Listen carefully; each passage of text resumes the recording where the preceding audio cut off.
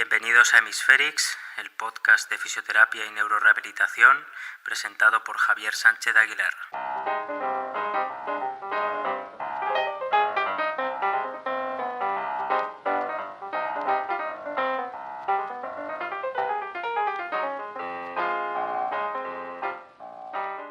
Hace unas semanas tuve el placer de terminar de leer un libro muy interesante del doctor Jesús Martín Fernández, un neurocirujano español de Canarias, que se ha vuelto muy popular recientemente gracias a la difusión que ha tenido su trabajo en redes sociales y en concreto en un podcast que tiene millones de visualizaciones cada mes. Es un libro en el cual se resume el trabajo que realiza este neurocirujano acompañado de su equipo y como continuación de lo que comenzó el que llama su maestro y mentor Hugues Dufaux en Francia, en Montpellier. El libro se titula Dime qué sientes, diario de un neurocirujano, pacientes despiertos, las 5 dimensiones del cerebro y un cambio de paradigma. Ha sido publicado hace unos meses, en abril de 2024.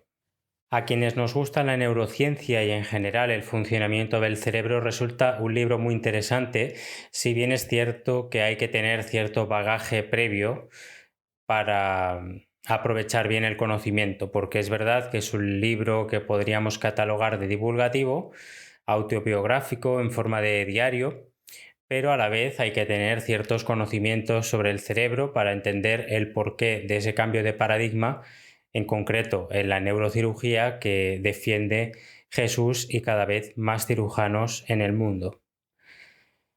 ¿Cuál es la tesis general del libro y en general del trabajo de Jesús? Pues que tenemos que comprender el cerebro de una forma diferente a la que se enseña en general en las facultades de medicina y en otras especialidades sanitarias, ¿no?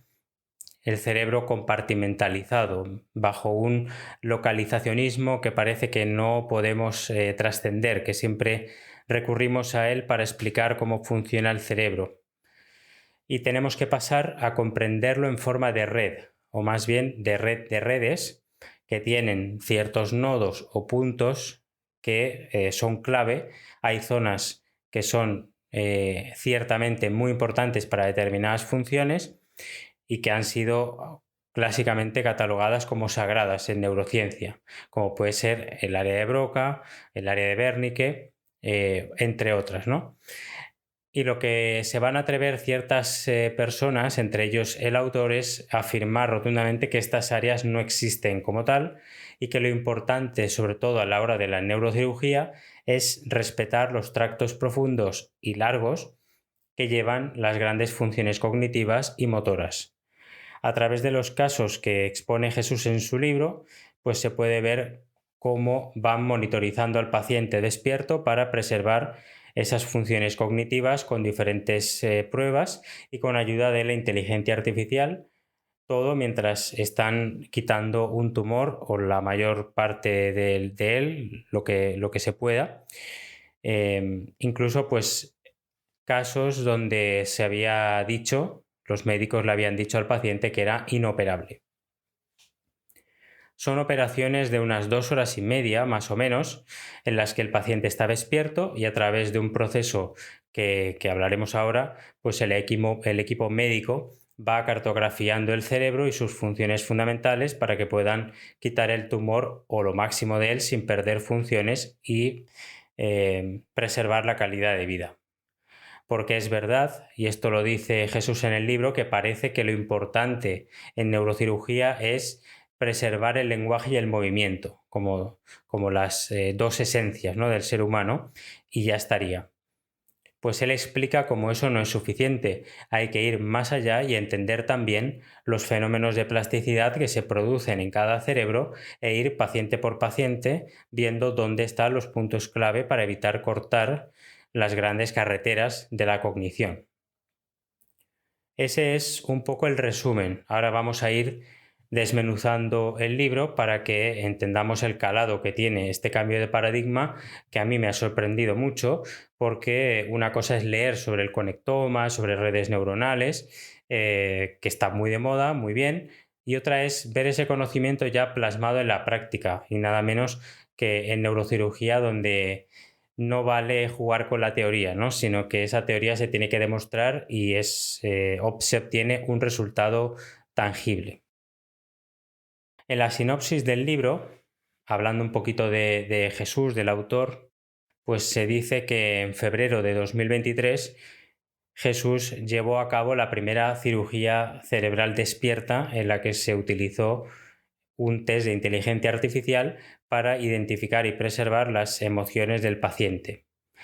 Pero para llegar a ese punto, como todo en la vida, hay un proceso, hay un porqué, y en este caso todo pareció comenzar con uno de los tíos que tuvo un tumor cerebral, en concreto un glioblastoma, que es uno de los, si no el más agresivo tumor que hay, y que tristemente falleció.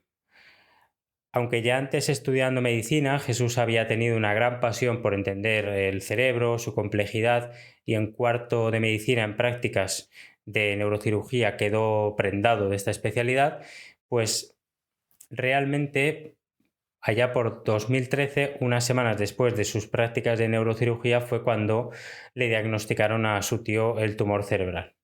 Tras la cirugía aparentemente exitosa, su tío no volvió a ser el mismo y no era capaz de tocar la guitarra como antes, que era una de sus grandes actividades.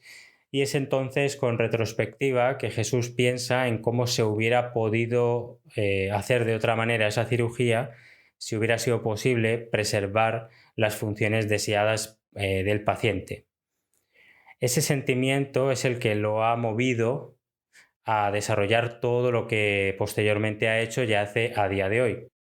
A lo largo del libro, lo que va a hacer este autor es divagar en la causa que hizo que esa cirugía no hubiera sido del todo exitosa, pensando en que quizás hubieran extirpado uno de los tractos profundos más importantes, como es el fascículo fronto-occipital inferior, que se, se reduce a las siglas de IFOF, al margen de que no importaba tanto en qué lóbulo estuviera el tumor, si era frontal o temporal, sino más bien la preservación de esos tractos profundos, que es lo que ha marcado también esa calidad de vida que no recuperó. Esa experiencia la tiene presente Jesús cada vez que opera a un paciente, es, como he dicho, uno de los grandes motores de su vida.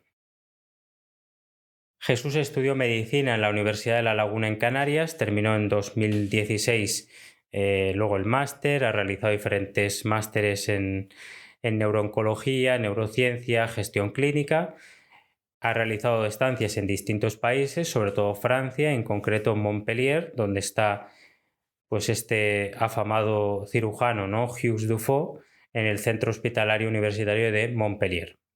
Allí es donde se empapó del nuevo paradigma en neurocirugía y realmente el que ocasionó su punto de inflexión. En palabras de Jesús, Dufault era el único neurocirujano preocupado realmente por las emociones y la cognición del paciente. Este descubrimiento se lo debe a un neurocirujano del que él era estudiante durante la carrera de medicina, un tal Pedro, que les recomendó a los alumnos que Dufault era el neurocirujano más cercano a entender el cerebro más allá de cortar por aquí y por allá, ¿no? Es decir, ver más allá del árbol, ver el bosque. Y así de trascendental fue todo aquello que lo ha llevado a tratar a multitud de pacientes con tumores cerebrales, en concreto un tipo de tumor muy, muy concreto, que son los gliomas de bajo grado, con una excelente tasa de éxito y preservación de la calidad de vida. Como curiosidad, antes de avanzar en lo que es el entendimiento del cerebro desde este nuevo paradigma, hay que decir que Jesús es músico además, es director de orquesta, escribe música para orquesta y es un apasionado de la música. Es imposible no pensar en cómo un músico puede establecer relaciones entre cómo se construye la música y cómo se construye la cognición o las emociones en el cerebro, ¿no? La chispa de la música y la chispa del cerebro. Desde luego es un neurocirujano atípico, además muy joven, con la crítica que eso conlleva pues, del sector más conservador, y es un cirujano que abraza la idea de que en neurocirugía se opera demasiado y se entiende poco el funcionamiento cerebral. Es decir, antes que neurocirujano hay que ser neurocientífico. Seguimos un poco con el cerebro como metasistema en 5 dimensiones, que es una especie de metáfora, una forma que tiene Jesús de organizar más allá de la neurocirugía, pues todo el conocimiento sobre el cerebro y también em, ser pedagógico a la hora de escribir los artículos y el libro, ¿no? Se habla de metasistema como un conjunto de dos o más sistemas que interactúan de manera constante y dinámica, y en el caso del cerebro lo entendemos como redes que están sincronizadas para funcionar en global y en específico. Ese metasistema se ha popularizado con el nombre de conectoma a modo de matriz de redes neuronales, y como todo, ese sistema, ese metasistema tiene que tener una estabilidad que se llama metaestabilidad, que es un estado de equilibrio, de punto medio en el que las redes neuronales funcionan correctamente. ¿A qué se refiere Jesús con metasistema en 5 dimensiones? Pues como he dicho antes, no deja de ser una metáfora, una explicación más pedagógica para hacer comprensible algo que es realmente complejo. Si hablamos de una función como es el movimiento, cuando al estimular la corteza en determinado punto obtenemos una respuesta, podemos decir que ahí hay un conjunto de neuronas que envían la información de movimiento a la parte del cuerpo correspondiente, en este caso siempre contralateral a la zona del cerebro estimulada. Ese punto es un punto en el espacio que se pueden establecer coordenadas, ¿no? Son 3 dimensiones, X y Z, pero esas dimensiones no son suficientes para comprender las funciones cognitivas de alto nivel. Si tenemos ese punto clave donde generamos una distorsión del reconocimiento de emociones o en la atención, no entendemos eso como que ahí está la función. La función no está en ese punto, sino que ese punto es una zona crítica dentro de una red que se reconfigura constantemente a sí misma junto con otras redes. La cuarta dimensión, por lo tanto, es el fenómeno tan famoso de neuroplasticidad, que tiene en cuenta el factor tiempo a corto y a largo plazo. El cerebro puede desplazar sus funciones lejos de donde está el daño, como un tumor, sobre todo si es de lento crecimiento. Y además de eso tenemos la quinta dimensión, que es la variabilidad interindividual. No todas las personas, no todos los sujetos tienen en el mismo sitio las zonas críticas. Cuanta más compleja es la función cognitiva, más variabilidad habrá en las zonas críticas y viceversa. A nivel motor es cierto que hay menos variabilidad que en, pues como digo, en las funciones cognitivas más complejas, donde sí que hay una alta variabilidad. La cuarta dimensión del cerebro, la neuroplasticidad, es la capacidad que tiene el sistema nervioso, el cerebro, de redistribuir las redes neurales a lo largo del tiempo para desplazar y proteger las regiones críticas de determinadas funciones más allá de donde esté el daño. Desde este enfoque se puede quitar parte del tumor cerebral en un momento, dejar la parte que toca la zona crítica funcional y en una segunda intervención, al cabo de un tiempo, corroborar esa zona y quizás esté más allá del tumor y entonces se pueda hacer una resección completa. El cerebro es capaz de generar nuevas zonas críticas funcionales. Dicho esto, no significa que el cerebro tenga una capacidad infinita o que esta neuroplasticidad sea infinita. Hay límites. No todo el cerebro es igual de plástico.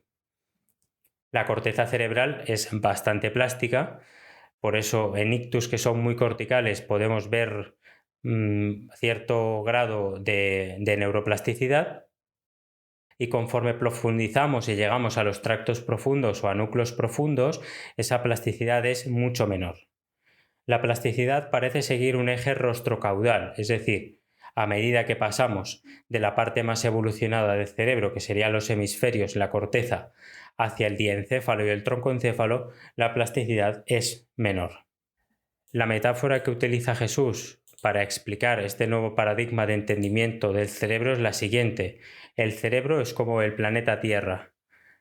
Hay continentes que podríamos llamar lóbulos, como clásicamente lo hemos entendido, lóbulo frontal, parietal, temporal, occipital y la ínsula. Incluso podemos separar parietal superior de inferior. Esos continentes tienen ciudades o nodos muy estratégicos donde hay mucha concentración de gente o de información. Esas ciudades están conectadas y funcionan conjuntamente.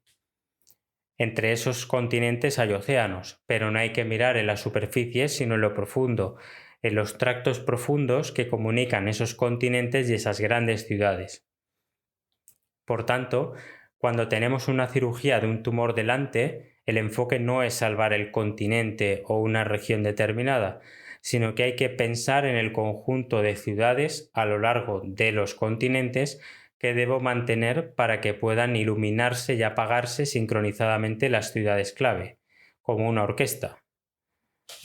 La sincronización entre las ciudades clave o entre los instrumentos de una orquesta es necesaria para que se produzca la función cerebral correctamente. Y para esto, los tractos profundos que las unen deben estar intactos o lo suficientemente intactos para que la plasticidad permita un funcionamiento básico. La sincronización entre redes neurales depende de los océanos profundos, esos tractos grandes y largos a lo largo del cerebro. Dentro de las redes neurales que forman el metasistema, basándose en la neurociencia actual, Jesús destaca 3 como las más importantes y que la gran mayoría de personas que nos dedicamos a la neurorehabilitación tarde o temprano acabamos aprendiendo y las conocemos. Son la red neural por defecto, la red frontoparietal o ejecutiva central y la red de saliencia o cíngulo opercular. En cuanto a la red neural por defecto, es una red muy de moda porque está muy relacionada con el cerebro en reposo, con la atención interna, ¿no? con los pensamientos autorreferenciales, y en un mundo tan rápido y tan veloz como el actual parece que nunca estamos en esa red neural por defecto, ¿no? Es un conjunto de regiones que muestran una actividad coordinada y sincrónica cuando el cerebro está en reposo, es decir, cuando no estamos enfocados tan directamente al mundo exterior ni realizando tareas específicas que requieren una atención externa. Dentro de esa red, pues tenemos zonas muy importantes como son el precúneo junto con el cingulado posterior, que van de la mano, el parietal inferior, el prefrontal medial y el hipocampo. En cuanto a la red frontoparietal o ejecutiva central, es una red más activa ya que nos permite enfocarnos en un estímulo determinado, ¿no? Dirigiendo la atención a ese estímulo. Es fundamental esta red para dirigir y mantener la atención, planificar tareas, por supuesto la memoria de trabajo y la flexibilidad cognitiva. Y se asienta sobre pues, fundamentalmente el prefrontal y el parietal. Y por último, la red de saliencia o cíngulo opercular nos sonará de que lo hablamos en el episodio del homúnculo como una red muy conectada con el área motora primaria. Esta red se encarga de recibir y procesar la información que nos llega sobre nosotros mismos, nuestras sensaciones y emociones, y también del exterior. El cómo funcionen juntas las redes de saliencia y frontoparietal es clave para la adaptación del comportamiento. Hasta aquí es algo que uno puede leer en muchos libros y artículos, sobre todo esta parte más de redes.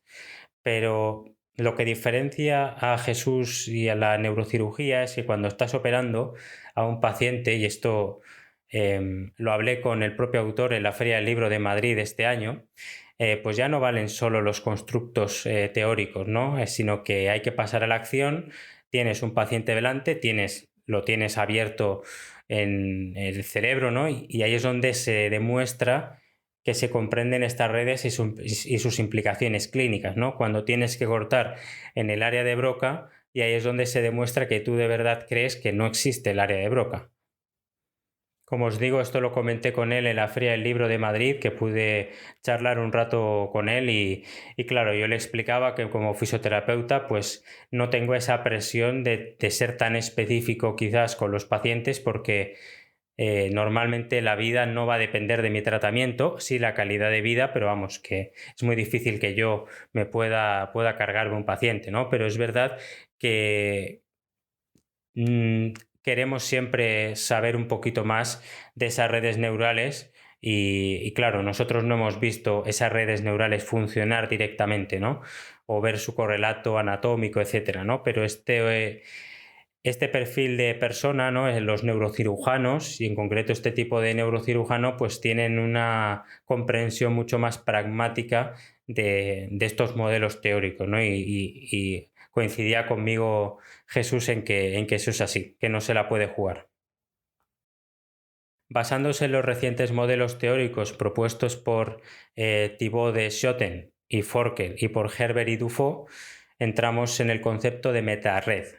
Asociado al concepto de red tenemos la idea de que ya no solo cuentan las regiones implicadas en una red, que está muy bien ya entender eso, sino las propiedades que surgen de la interacción de los elementos de esa red. Y más aún, las funciones cognitivas complejas surgen de la interacción transitoria, eh, como una chispa, ¿no?, entre varias redes. Eso es la metared. Para cada proceso cognitivo hacen falta cada una de las redes encargadas de cada subproceso, pero luego debe darse una sincronización, una interacción entre cada red. No es suficiente con tener una red por defecto funcionando o la red frontoparietal para enfocarse la tarea o la red de saliencia o la red motora, ¿no?, a la que tanta importancia le damos los terapeutas físicos, que parece que estamos tocando una tecla en no sé qué parte del cerebro y se produce determinada respuesta. Siempre hemos visto que en algunos pacientes notamos que lo motor no es tan importante o tan relevante para un problema funcional o para una tarea, sino que puede tener más que ver con problemas en otras redes cognitivas, sobre todo, y en cómo interactúan entre sí. Entonces tenemos que ver el proceso neurológico de una tarea, por ejemplo, como múltiples sincronizaciones de varias redes que se conectan y desconectan, y ese funcionamiento en red global es el que a veces es muy difícil que veamos en los pacientes neurológicos, que parece que recuperan cosas, recuperan eh, funcionamiento de redes aisladas, pero parece que el todo es complicado de conectar. Y es cierto también porque el fenómeno de plasticidad no es igual en todas las partes del cerebro y trabajar en red es todo un reto, ¿no? Si ya es un reto tenerlo en cuenta en neurocirugía, por supuesto, cuando rehabilitas a un paciente que tienes lo que tienes delante, pues es, si cabe, más complejo. En el campo de las emociones, parece que cada maestrillo tiene su librillo, como se suele decir. Se han intentado dar muchísimas definiciones, clasificaciones. Hay autores que se han forrado categorizando tipos de inteligencia emocional, etcétera, ¿no? Eh, bueno, ya sabéis, ¿no?, que se han separado emociones primitivas de emociones complejas, emociones positivas, emociones negativas.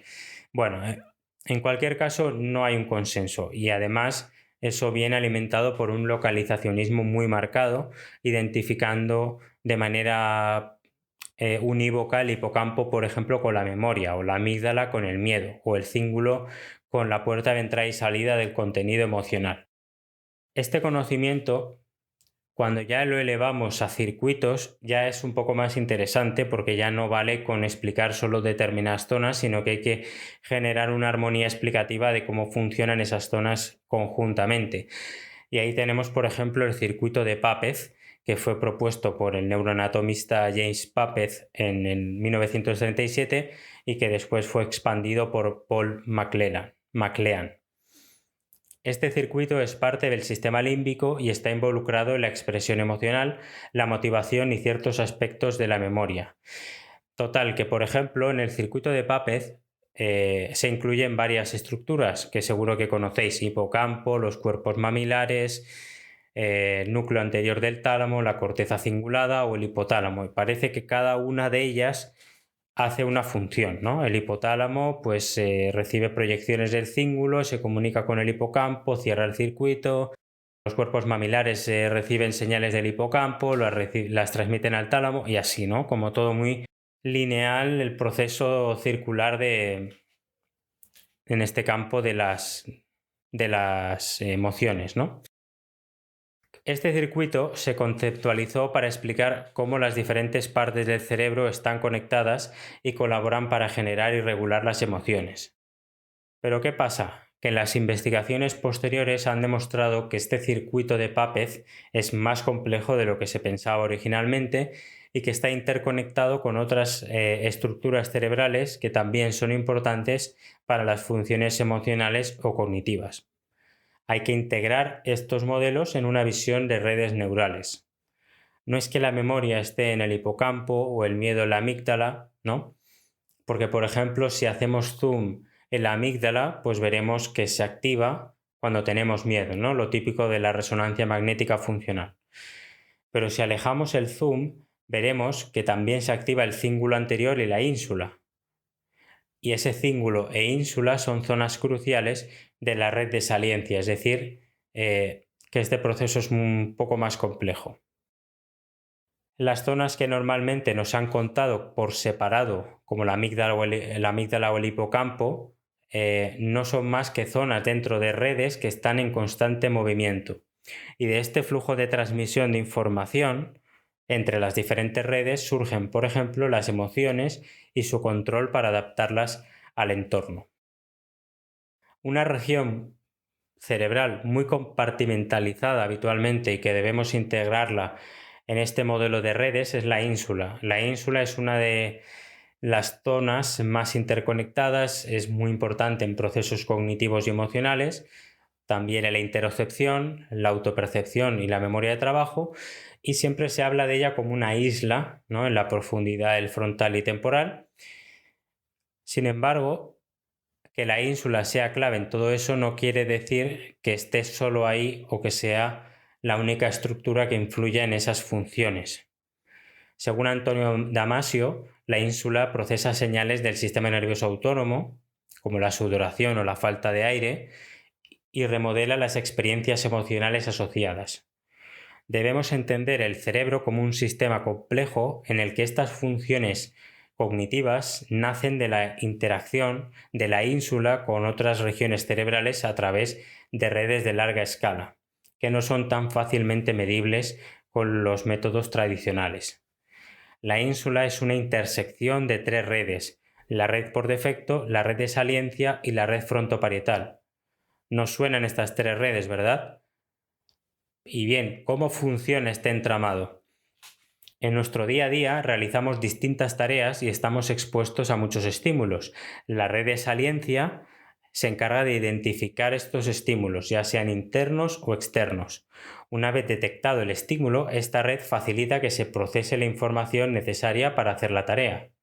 Esto lo hace mandando señales de activación de determinadas áreas cerebrales que median en la atención, la memoria de trabajo, lo motor y otros procesos cognitivos. Al mismo tiempo, debe desconectarse la red por defecto, que es la red de la divagación y la introspección, la que está más activada en reposo, para dinamizar las conexiones entre distintas regiones del cerebro y especialmente en la red de saliencia. Hay unas neuronas muy muy curiosas, ¿no? Que son las de Bonecóromo, que tienen un soma alargado y un axón muy largo que permite esa transmisión rápida de la información. Ante esa relevancia de la ínsula, parece muy chocante que sea operable, ¿no? En caso de tumor, si nos vamos ya a la cirugía. Pero, gracias a la neuroplasticidad, se pueden desplazar esas zonas críticas a otras regiones y mantener la función. Otra de las regiones muy curiosas e interconectadas del cerebro es el precúneo, inseparable del cíngulo posterior, muy relacionados con la sincronización de varias redes entre sí, y casualmente una de las zonas más interesantes para entender la conciencia y la continuidad que sentimos entre el cuerpo y el yo, que sabemos, según teorías más actuales, que no hay una separación, digamos que no hay pues esa dicotomía que podía existir antiguamente, ¿no? En los modelos antiguos, sino que es todo un conjunto, ¿no? Pero a la vez sí que sentimos como una especie de unión entre lo que sería nuestra corporalidad y nuestro yo, ¿no? Pues eso es gracias a estructuras como el precunio. A estas zonas podemos unir la famosa unión temporoparietal. Forman parte o son nodos de la red por defecto que está encargada de la autopercepción. ¿Por qué hemos hablado de estas zonas? Porque cuando luego los neurocirujanos y en concreto Jesús se pone manos a la obra a operar y resulta que tiene un tumor cerca o directamente en estas zonas críticas, se tiene que plantear qué hacer y no vale con divagar teóricamente y tienes que pasar a la acción. Entonces tienes que entender muy bien cómo funcionan estas estructuras en cuanto a las dinámicas de redes y el fenómeno de neuroplasticidad que pueda haber en esas zonas críticas para que tú puedas quitar la ínsula o gran parte de la ínsula, que es como algo muy drástico. Entonces, claro, no es tan grave si yo no sé cómo activo la ínsula para no sé qué ejercicio de neurorehabilitación, que tiene por supuesto su importancia, pero claro, cuando tienes que decidir si quitas o no quitas esa estructura del cerebro de un paciente, pues claro, ya los modelos localizacionistas no te sirven y tienes que ir a comprender mucho más cómo funcionan, ¿no? Y por eso creo que ha sido muy interesante que Jesús expusiera en el libro estas estructuras y estas redes para que no quede simplemente en voy a estimular aquí y allá, veo que está más o menos bien, entonces quito el tumor. No es tan fácil. Lo que puede mecanizarse con el tiempo en estas cirugías tiene mucho trabajo detrás de procedimientos y de test para que luego salga tan bien como parece que están saliendo estas cirugías. Y si tenemos zonas críticas, pues cómo no hablar de las famosas áreas de Broca y Wernicke, que bueno, hay artículos con títulos muy sugerentes, ¿no? De que estas regiones no existen.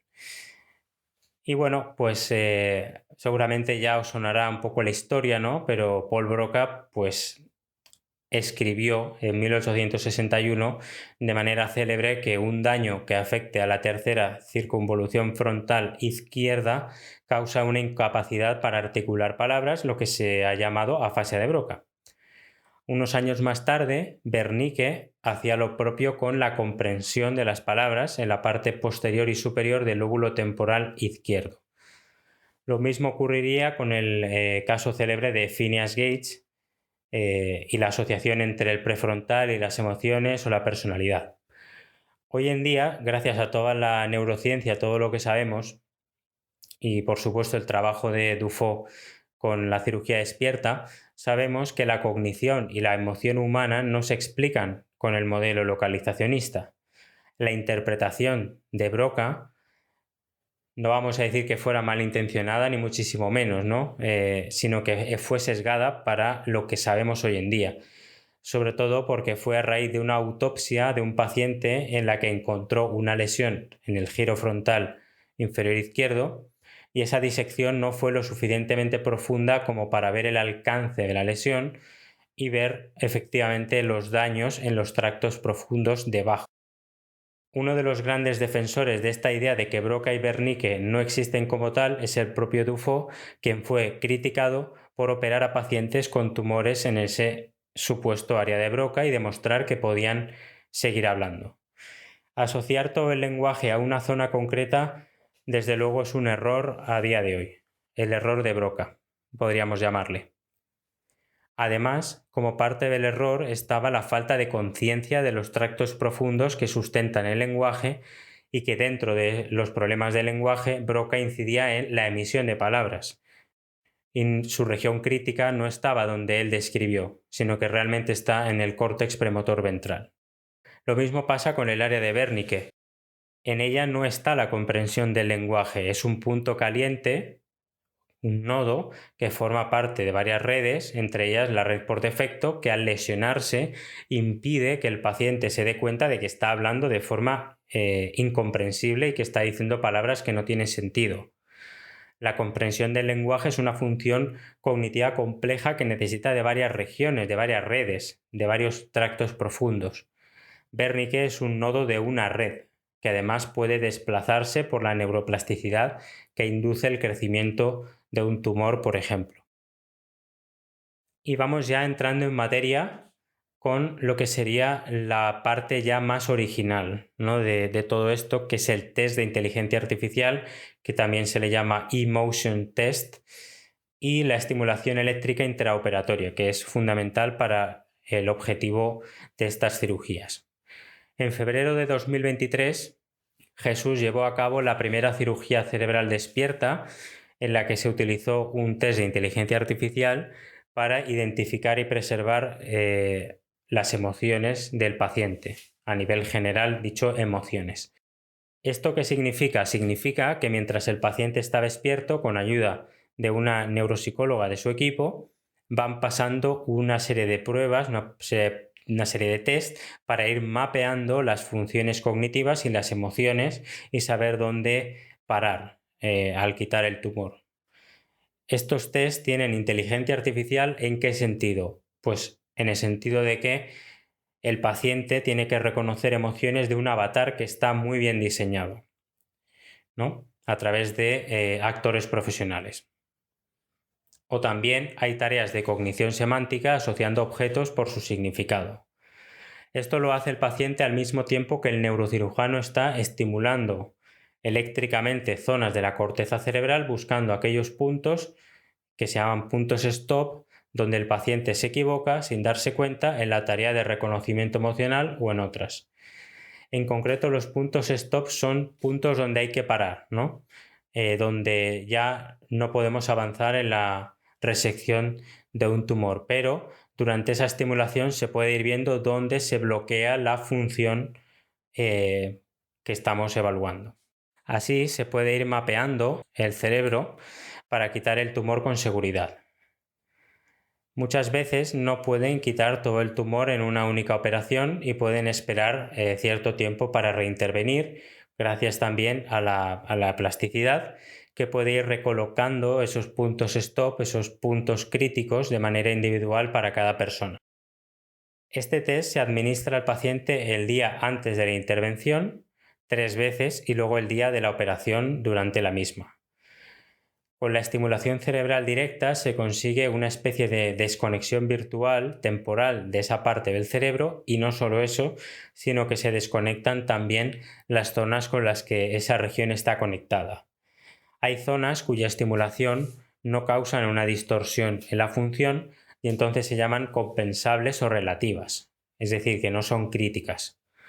Esa estimulación eléctrica dura 4 segundos. De ahí que la coordinación entre el equipo y el paciente tiene que ser muy alta. No puede ser menos de 4 segundos porque entonces no da tiempo a ver un poco la interrupción de la función, y no puede ser más de 4 segundos por el riesgo a provocar una crisis epiléptica.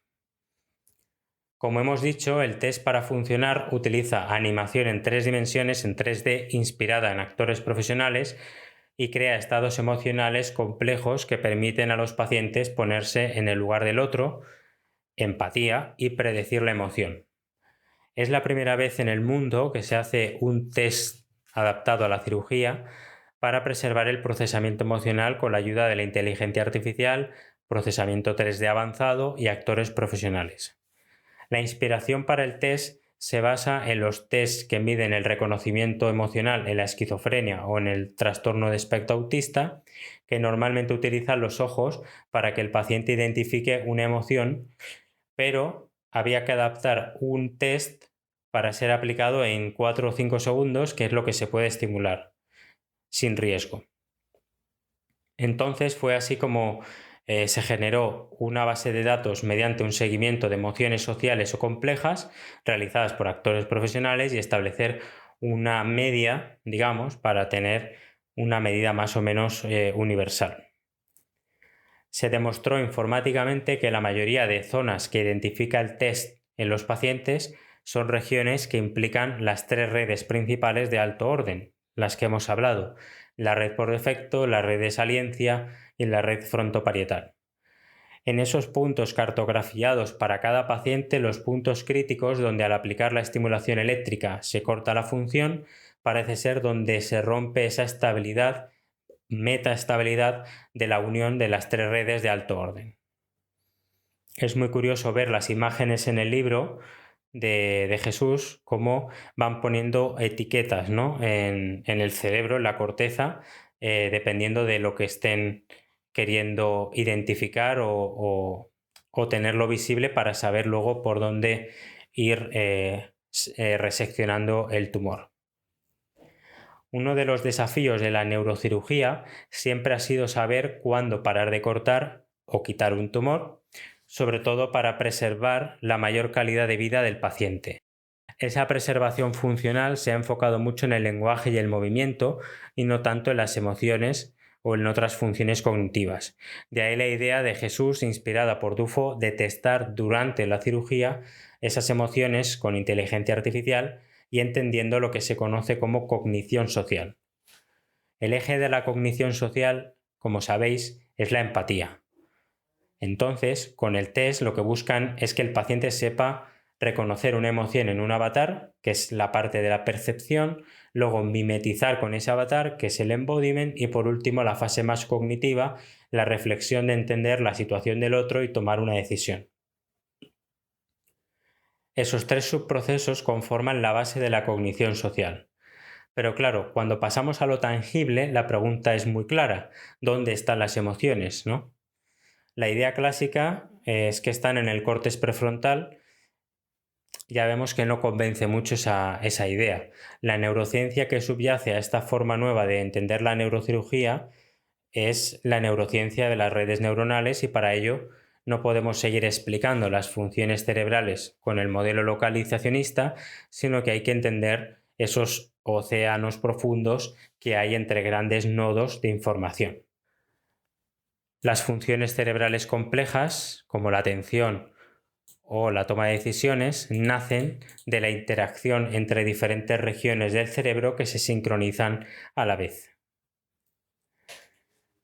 ¿Cómo es el proceso, más o menos, grosso modo, de cirugía del paciente despierto? Dentro de que hay cierta especificidad según el paciente, ¿no? Pero más o menos, lo más importante para decir ahora, porque no todo es bonito, es que para que el paciente tenga esta cirugía debe conservar previamente todas las funciones cerebrales, lo que denota que el tumor ha ido creciendo lentamente y ha dado tiempo a que la plasticidad desplace las funciones a zonas más allá de los límites del tumor, o al menos parcialmente.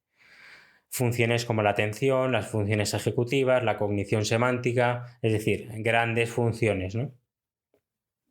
Lo más habitual es que sean gliomas de bajo grado, que son un tipo de tumor que se origina en las células gliales del sistema nervioso central, que lo que dan es soporte y nutrición a las neuronas. Estos tumores pueden ser de crecimiento lento, que son benignos, o de crecimiento rápido, que son malignos. Los gliomas son los más comunes, los más frecuentes en adultos, y normalmente los de grado 1 tienen un pronóstico más favorable que los de tipo 2, que ya pueden ser más invasivos. El paciente debe estar despierto para realizar el test durante la cirugía, y recordad que la superficie cortical del cerebro no tiene receptores de dolor, por lo que el paciente no siente dolor cuando recibe la estimulación. Evidentemente las meninges sí duelen, por lo tanto pues se aplica anestesia para ello previamente, para dejar pues la superficie cortical al descubierto. Las intervenciones pueden durar hasta 2 horas y media, con lo que conlleva pues una fatiga importante para el paciente, también para el equipo, ¿no? Que tiene que estar muy concentrado, y realmente el éxito de la cirugía depende también de esa capacidad de participación del paciente para que sobre todo la neuropsicóloga pueda ir viendo cuando el paciente se está equivocando a la hora de responder a determinadas preguntas, transmitirlo al neurocirujano y entonces tomar una decisión a la hora de quitar el tumor. Básicamente la intervención consiste en ir mapeando la corteza cerebral individualmente, para cada paciente y las demandas de calidad de vida asociadas, ¿no? Ir viendo pues dónde traspasar para preservar esas funciones y retirar la mayor cantidad de tumor posible. Cumpliendo los criterios de respetar las zonas críticas en la superficie cortical y los tractos profundos, se ha demostrado que aunque se tenga que extirpar una parte del cerebro sano, el cerebro tendrá la capacidad plástica de restablecerse.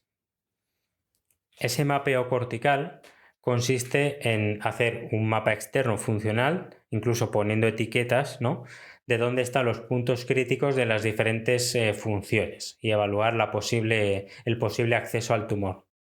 Una de las zonas más importantes al inicio de la cirugía para mapear es el córtex premotor ventral, que es muy importante para el lenguaje y en concreto para la fonética articulatoria. Con el estimulador lo que van es logrando lo que se llama arresto del lenguaje, que es la incapacidad para articular la palabra, ¿no? Entonces la neuropsicóloga avisa de que pues el paciente no ha podido denominar, ¿no? Buscan provocar una especie de bloqueo del lenguaje para saber a qué miliamperaje, ¿no?, de estimulación tienen que aplicar el resto de estímulos para buscar los puntos críticos de cada función. Después tenemos otras tareas como las de multitarea con reconocimiento emocional, que ya son más complejas. Es de multitarea porque a la vez que realiza el paciente la tarea cognitiva, tiene que realizar un movimiento de un brazo correspondiente al hemisferio contralateral y ver que la vía motora, la vía corticoespinal, está preservada. La neuropsicóloga va avisando de cuando el paciente se equivoca en el reconocimiento de una emoción durante el estímulo eléctrico, lo que da la clave al cirujano para colocar una señal o una marca en esa zona cortical. Es decir, zona crítica de reconocimiento emocional, no tocar. Se van mapeando distintas zonas clave y también relacionándolas con la ubicación del tumor para después decidir su resección. Entre otras tareas, también hay una prueba de cognición semántica, que lo que hace es ver si el paciente puede asociar bien los objetos con su significado. Llegaríamos a la parte de extracción del tumor. La extracción del tumor se realiza siempre teniendo en cuenta los tractos profundos y las redes neuronales, ¿no? Los tractos se mapean también a modo de márgenes o puntos donde hay que detener la extracción del tumor. Hay zonas muy críticas, como puede ser el cíngulo, para lo cual se tiene que tener mucho cuidado con la extracción, sobre todo si está involucrado. De hecho, según Jesús, pocos neurocirujanos se atreven a tocarlo, a tocar el cíngulo, ya que es clave para redes como la red por defecto o la de saliencia. Entonces, como haya un paso en falso o un problema, pues te cargas esa parte importantísima de la base de la cognición. Uno de los tractos profundos a monitorizar es el fascículo fronto-occipital inferior, el IFOF, que conecta todos los lóbulos cerebrales. Es un gran desconocido para los que no nos dedicamos a la cirugía. Es como el soporte, el andamio eléctrico de una gran parte de las redes neurales de larga escala, ¿no? Transmite información de la semántica del lenguaje, el reconocimiento de emociones o la evaluación de autopercepción de uno mismo. Se monitoriza mediante el test PPT, que es un test de asociación semántica. Otros tractos profundos a preservar son el FAT, que es el Frontal Aslant Tract, que particularmente yo no sé traducir al español, que está relacionado con el clásico giro frontal inferior asociado al lenguaje. Se monitoriza asociado al test de Boston de denominación de objetos que conoce cualquier logopeda. O el fascículo arcuato también se suele monitorizar. Es muy importante para el procesamiento del lenguaje, sobre todo facilitando la comunicación entre áreas involucradas en la producción y en la comprensión del lenguaje. Dentro de los puntos stop es importante decir que no todos son conjuntos de axones que hay que evitar, ¿no? Tractos largos, sino que también hay núcleos que también son profundos, como puede ser el tálamo o el núcleo caudado o el núcleo lenticular, que también hay que tener en cuenta, ¿no? Y que al igual que los tractos profundos, estos núcleos no tienen una cantidad importante de neuroplasticidad, por tanto hay que tener mucho cuidado a la hora de quitar un tumor que está cercano a estos núcleos. Y por último, se suele hacer una resonancia magnética posoperatoria que tiene además análisis computacional para saber si el fascículo estimulado era el deseado, así como un análisis de redes neurales, ¿no? Es como que al finalizar hay que asegurarse de que todo está bien, de que todo está en su sitio y poder garantizar al paciente que todo ha salido bien y que va a preservar sus funciones, aunque tenga unos días o unas semanas en las que pueda tener alguna dificultad. Para terminar este episodio vamos a describir brevemente uno de los casos que aparecen en el libro. Hay muchos más casos, pero claro, pues he seleccionado este como caso tipo, ¿no? He seleccionado el caso de Annie, que es una mujer de 36 años, que es políglota, habla 5 idiomas y que tiene un cavernoma benigno que había sangrado 2 veces y que estaba en una muy mala zona cerca de la ínsula de la vía piramidal, del área de Broca o el IFOF, ¿no? El fascículo fronto-occipital inferior. O sea, mala pinta y le habían dicho que era inoperable. Esta paciente era traductora, por tanto, ese multilingüismo era muy importante para su vida y para su calidad de vida. Dicho sea de paso, la idea de que una persona que sabe tantos idiomas debe tener más superficie cerebral para el lenguaje no es cierta. La superficie es la misma, el cerebro lo que hace es repartir zonas para cada idioma. Eso teniendo en cuenta por lo menos la superficie cortical, ¿no? De lo profundo no se sabe tanto. Para cada idioma tenían que ir mapeando el acceso al léxico, al menos las zonas críticas. Tras provocar anomia en algunas zonas, esas zonas eran críticas para cada idioma y van poniendo como la etiqueta con la bandera del país, ¿no? Del idioma representativo. Después evaluaron la cognición semántica para ver su reconocimiento en el significado de las cosas. Una vez salvada la zona, pasaron a la siguiente fase de resecado del tumor, entrando por las zonas libres del mapa para no tocar esas zonas críticas.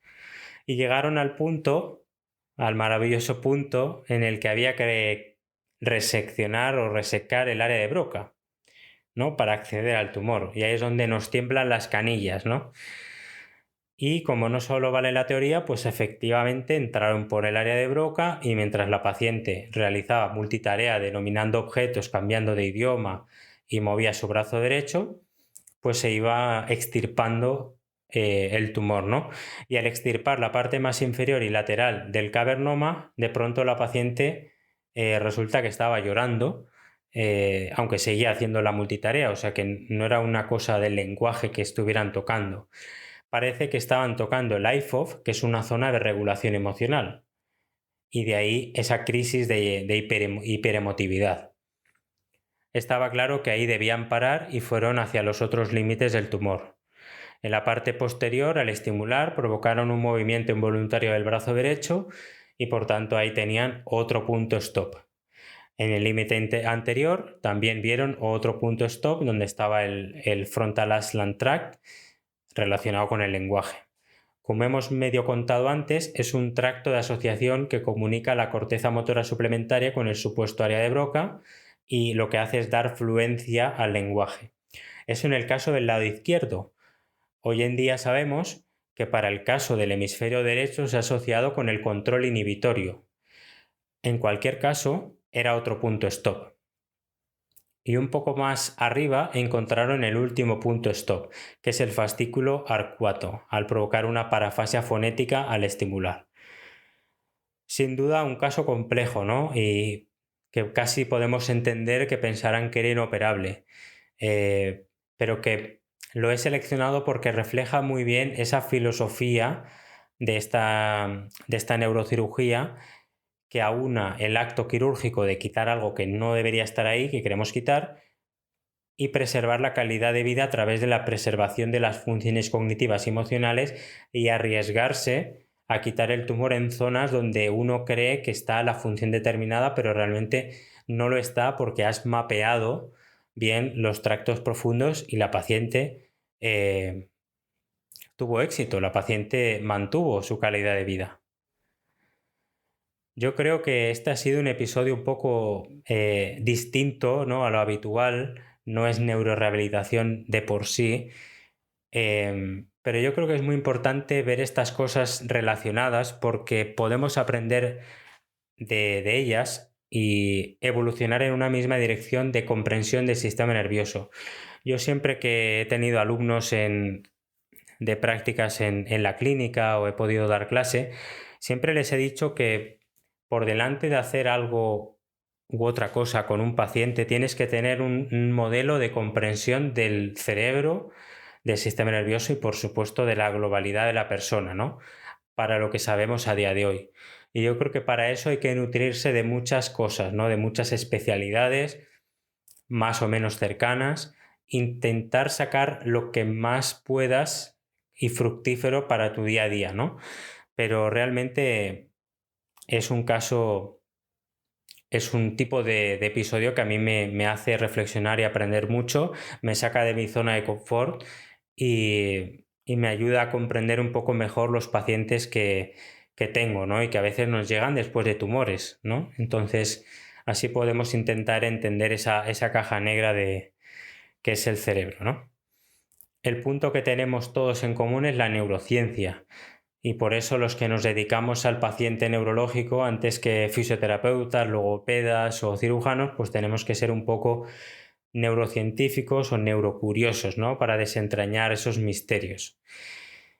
Yo espero que os haya gustado este episodio, este medio resumen del libro y de este área, ¿no?, de la neurocirugía. Por supuesto, es mucho más compleja de lo que yo he contado aquí. Para profundizar, pues tenéis el libro, que os lo recomiendo mucho. Si tenéis algo de conocimiento previo, lo vais a disfrutar porque vais a entender prácticamente todo lo que cuenta Jesús. Y además lo cuenta muy bien en modo de diario, contando cómo él se sentía con esas intervenciones y luego cómo, pues, gente desesperada se acerca a él para que operen a su marido, etcétera, ¿no? Y él realmente tiene que ser muy cabal con ceñirse al conocimiento y a lo que se puede o no se puede hacer, ¿no? También os he dejado bibliografía asociada donde viene todo muchísimo más detallado para quien quiera profundizar. Muchas de estas referencias pues son de los propios autores o de autores relacionados. Así que nada, pues espero que os haya gustado.